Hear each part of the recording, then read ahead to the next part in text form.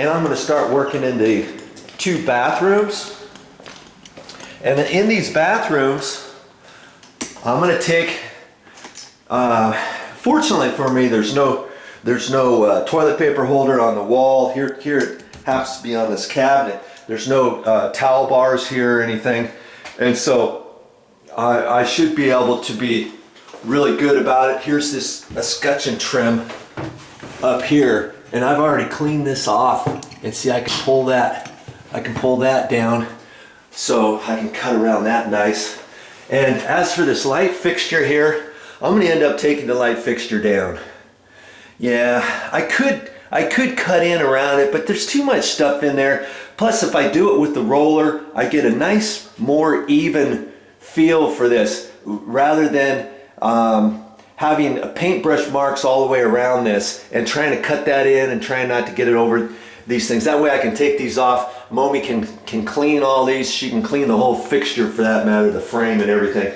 So I'll take that off, and I'll end up popping. This is the exhaust fan. That just comes down with 2 little springs on both sides. I'll take that down. The register I'm going to leave.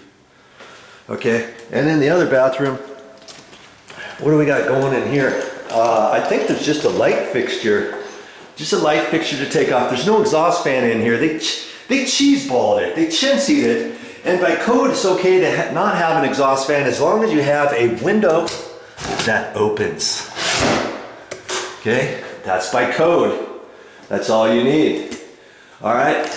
So, and I'll have to double check and make sure I don't have to caulk anymore. I'll check the little areas that I put caulking first time through, and I'll end up having to do that. As a matter of fact, I see I didn't caulk around there, so I want to make sure I'm gonna end up doing the caulking and stuff in the 2 bathrooms first. Okay, that way that those can be drying before I go out into that main area. Then I'm gonna paint while those things are drying. Then I can come in here, and there's this little cabinet, this little pantry area in the kitchen. I'm gonna end up painting this whole thing here.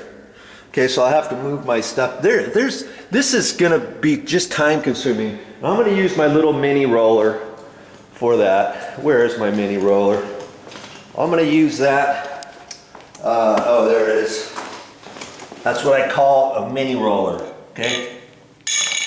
That's a weenie roller, okay? And that's a 6-inch. I could have used 4-inch too, but that one will be fine. This is for my regular. And I cleaned all that out nice last night. And so my goal, I want to get that closet done. There's another closet like that right there where I got all my stuff. I'll have to move my stuff out of there, my good stuff, because I got all my work clothes on. And then I kind of change a little bit before I go back to the hotel. There's another area I'm gonna have to patch. I can see that. And then in this closet. Now most of the time I take the closet poles out. With this particular one, they knocked a hole through the sheetrock in order to push it through, and then they put a nail up under there. There's a pin right there. And so you see it go up and down? They just nailed it up in there, and they also have one over on this side here. Yeah, it's a little dark because I don't have any lights on. And so I think I'm gonna have to just paint around that. I'll have to be careful. I don't want to get any paint on this if I can help it, okay? That's gonna be kind of tricky to get it cut in around there. But anyways, last night I ended up, and so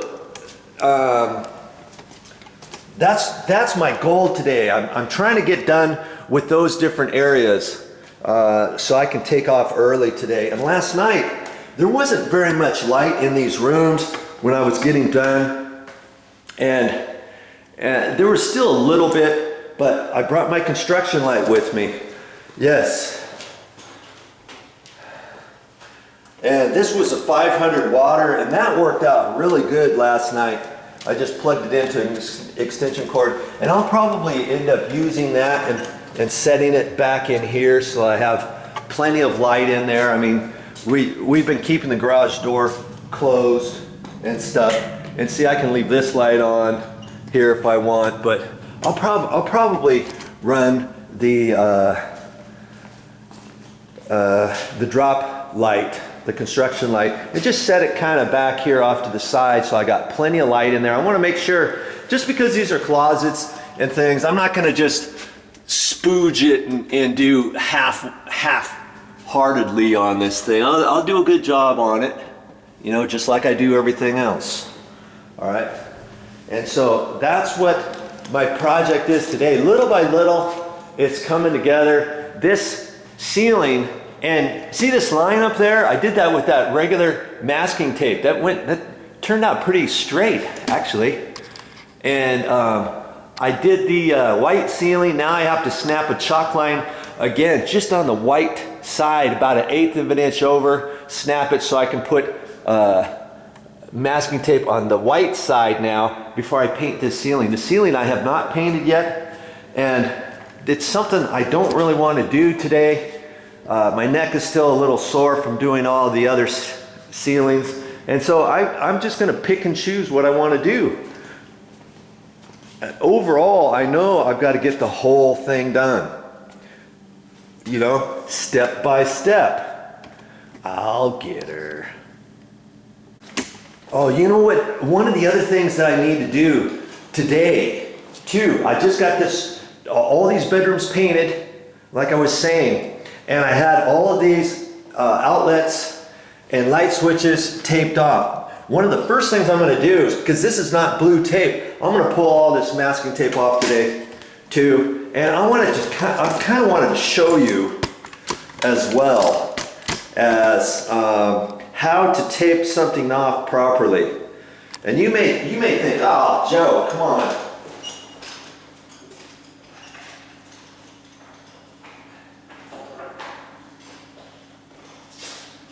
You may be thinking, how hard could it be? How hard could it be to put masking tape on here? I'm just going to pull one of these off and I'll show you how quickly and easily you can do this. Okay, first thing you want to do is try to rip your tape off fairly straight. You don't want to get a long point to it or anything. Kind of eyeball about what you want, and you don't have to get it perfect. What I do is I'll get the top and I'll just raise it above it a little bit, and then I'll reach down and do the bottom. Okay, like that. And then there's a pucker there. Okay, so now I can push the pucker kind of together and fold it down. Okay, that way my piece doesn't have to be perfectly straight and the same length every single time. And I've noticed lots of painters, not lots of painters, but maybe do-it-yourselfers, they may leave a tip, and maybe the piece is too long, and they think, oh, that's good, I'll just do that. You know, here, let me get one that's just a hair longer.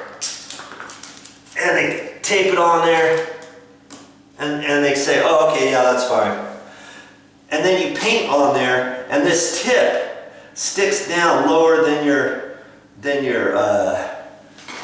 cover plate, so that when you get done and you pull this off, put your cover plate, you think, oh man, I need to touch that up. Well, you could have used the same piece of masking tape and done it at the bottom, you know, high enough. Just because it's too long, just push up the top like that, and then fold it down.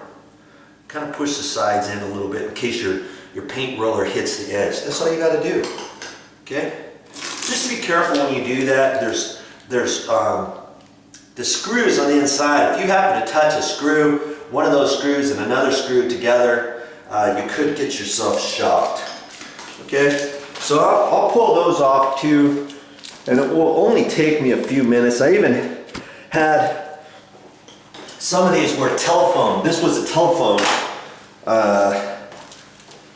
plate, and I didn't want to undo the telephone wire, little individual wires, so I just wrapped this with masking tape, and I want to pull that off before this tape gets sticky or marks it up or it's hard to get off. That's why I want to take those off. And I just left that one in like that. But everything else I took off. I even took off, you know, where the TV coaxial cables coming out of the wall. There's a plate there with the end. You might think, I don't want to mess with that. Well, it's very simple to get out. When you lift it out, you have to unscrew this on the back side, and then you can pull that out and just leave that sticking in there like that. And I've cleaned off all the cover plates and they're ready to go back on, but I'm not going to put them on just yet. I just painted this, and this paint, it's semi-gloss, it's still curing, believe it or not. If I were to put those cover plates on today, let's say, oh yeah, they'll go on, but the next person has to pull them off is going to have a little surprise on their hands, because when you screw these on, some of them will be up tight to the wall, and next time somebody wants to pull them off, they might bond to the paint, because the paint's still slightly drying, especially semi-gloss. If it was flat paint, that would be something different, but all of these walls and everything in here were semi-gloss from before, so that's why we decided to go semi-gloss, okay? And so I'm gonna wait 3 or 4 days, as a matter of fact, before I put the cover plates back on. Before I put the cover plates back on, I'll go ahead and double check these plugs and see if they're nice and tight. You know, some of these I noticed were loose, and so it doesn't take but a few seconds. Get your Phillips screwdriver out and tighten those up. Tighten these up a little bit before you put your cover plate back on. You know, do a good job with that, and I'll also make sure that these are tight and stuff, and they're lined up properly and all that kind of stuff. Take pride in your work, as always. Well, that's all I got for this time. But I'll be back with more videos. I'm sure you're going to want to see the progress on how this is coming along and what it looks like step by step before we put this for sale.